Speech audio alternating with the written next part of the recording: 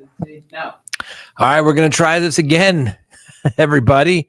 Let's take a look. You missed the breaking news sound that we had going as well. Let me see if I can get this again. Breaking news. All right, let's start the sound. Hear the breaking news sound? Breaking news. What is the breaking news, you ask? Barry Morphew. Remember, he was previously charged with the death of his wife, Suzanne Morphew, as it related to her disappearance back on Mother's Day in May of 2020. And then the police found her remains in a different county, Seguin County in 2023. Well, guess what? A grand jury has returned an indictment charging Barry Morphew with first-degree murder in connection with his wife, Suzanne Morphew's, like I said, and her remains were found back in October of 2023. Remember the first trial? They didn't have the remains. There was kind of, no face, no case, no body, no evidence kind of thing. Anyway, the 12th Judicial District Grand Jury returned the indictment on Wednesday, and Morphew was taken into custody, according to a news release from the district attorney's office, and he will now be extradited to the San Luis Valley for charges. Now, there's going to be a media briefing at 6 p.m. this evening. We'll see what we can do to try to bring that to everyone. Obviously, a little curious to see how it's going to work out with what's new evidence that came forward. Obviously, the body, but it's going to be curious to see what other evidence they have. So, like I said, as you may recall, Suzanne Morphew was 49 at the time. She was last seen on Mother's Day of 2020, and she lived in Maysville in Chaffee County there west of Salida, Colorado, with her husband, Barry Morphew, and their two daughters, Mallory and Macy. And when she vanished, the Chaffee County Sheriff's Office said that she went for a bike ride but never returned home. Now, remember, Barry Morphew, who was 56, was arrested and charged with first-degree murder in connection with her disappearance in May of 2021. And then days before he was set to stand trial in April of 2022, all charges were dropped by when the Fremont County District Judge Ramsey Lama granted a motion filed by prosecutors that asked to dismiss the case.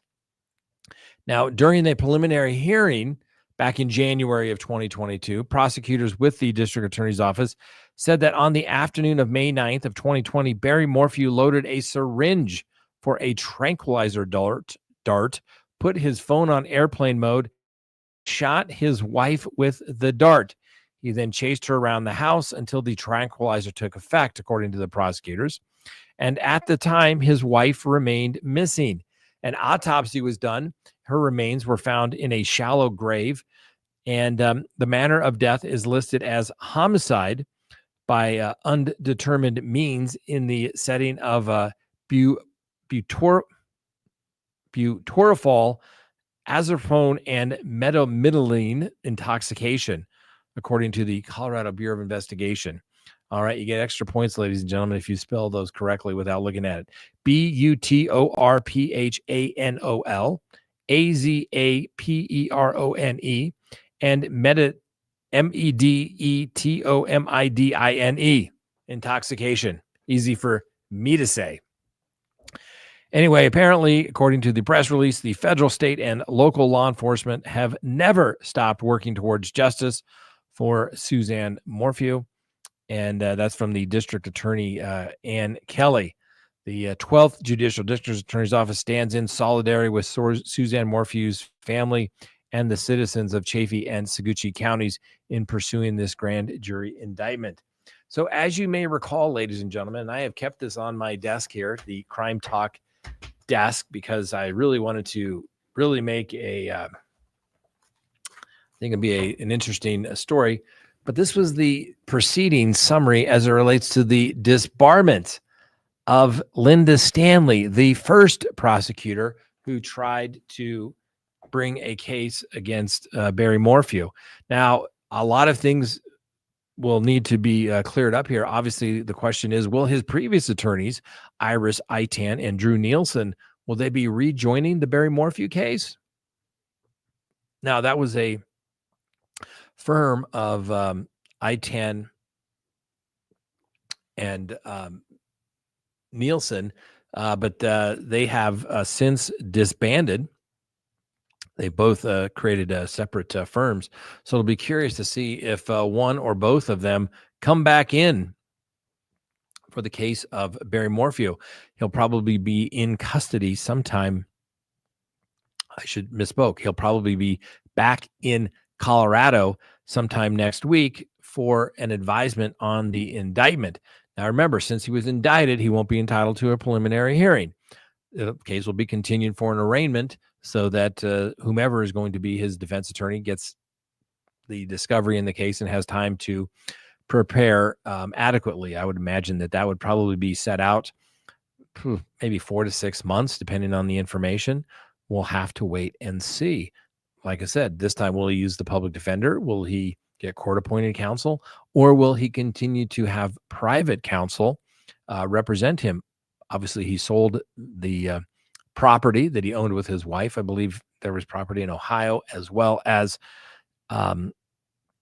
here in Colorado that apparently has been sold, was my recollection. But if I'm wrong, I will correct that as well. So, ladies and gentlemen, that is the breaking news. Barry Morphew indicted for the death of his wife, Suzanne Morphew, that went missing on Mother's Day of 2020.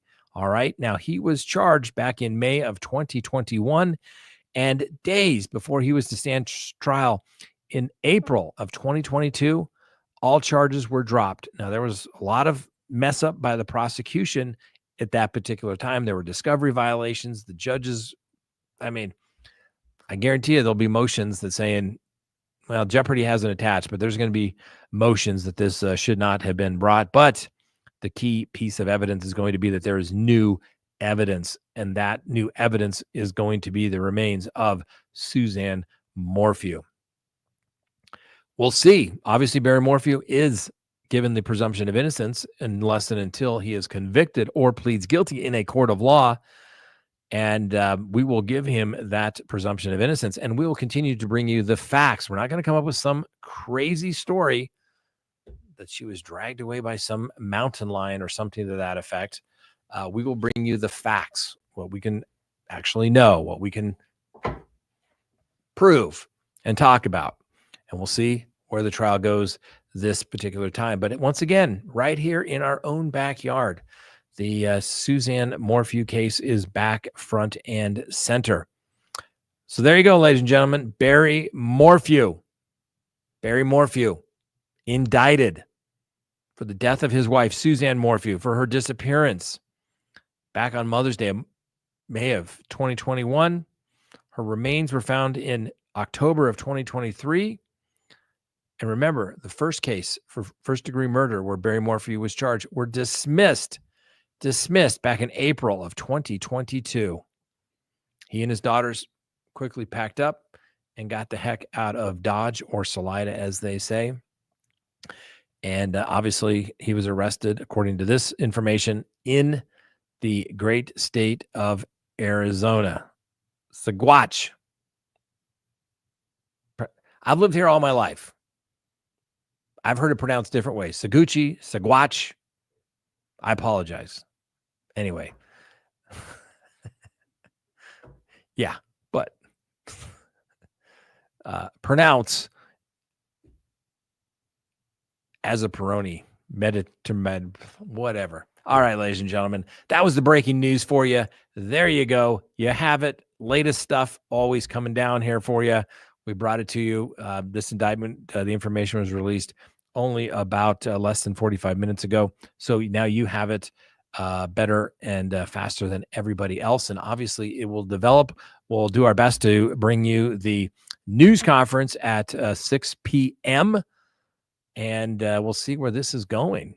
I'm curious to see. Obviously, the indictment will be unsealed, so we will be able to take a look at that. I hope it's a lot more concise and less speculative than the first complaint and information that contained lots of speculation and one of the reasons why the case was so weak. It was 122 pages long. Hopefully the prosecution has narrowed their theory down and they have the evidence to prove it, since obviously they're putting a man's liberty at jeopardy. It should be clear, concise, and they being the prosecution should be able to know what evidence they have to support their case. Now, this is a little different last time. Remember, a judge signed off on it. Judges routinely sign affidavits for arrest warrants. They do.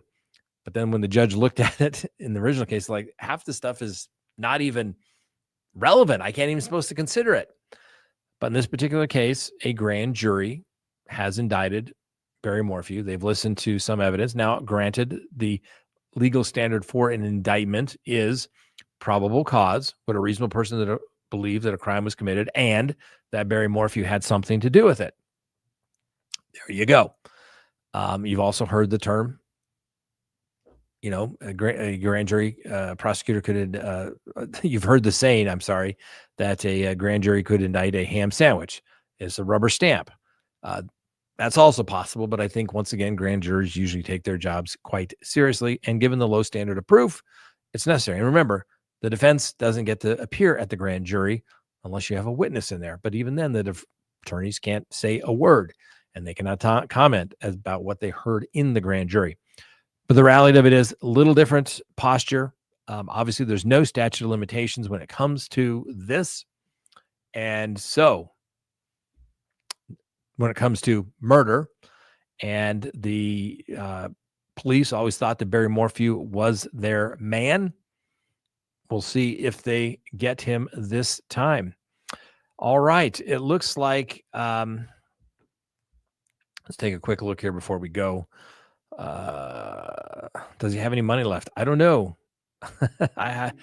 But yeah, he sold a house, is my understanding. He sold 2 houses. I think they own a property back in the Midwest, in like Ohio or Iowa or something to that effect, and then they house up there. So it depends on, how he spent his money. Hopefully he was frugal, so that can go to attorneys, I guess, so to speak.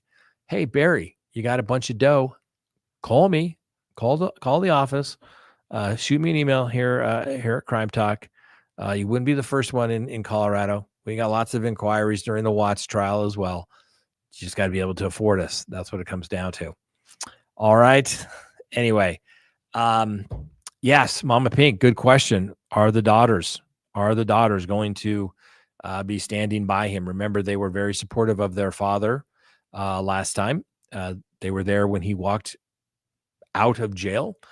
They were there when the charges were dismissed, and they have, as far as I know, are still standing behind him, unless there's some new information. Always makes it a little interesting nonetheless, but yeah. We'll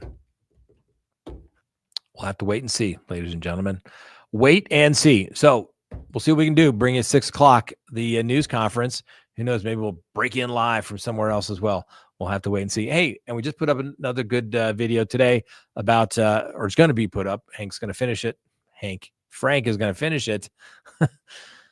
So excited, all this breaking news. The whole Karen Reed thing is finally gone, thank God. And now we have Barry Morphew back. It just keeps on giving, doesn't it, ladies and gentlemen? All right.